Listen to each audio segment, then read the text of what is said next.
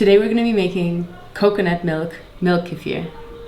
These grains have been in regular milk and I want to make sure that the residue of the cow milk is washed off.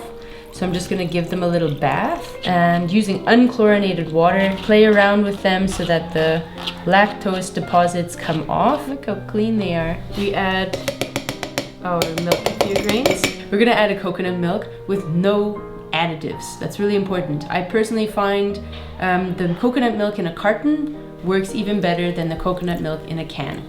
And we're going to let that sit 24 hours and then push it through the sieve and have amazing, fluffy, creamy, probiotic coconut milk kefir. Milk kefir grains feed on lactose.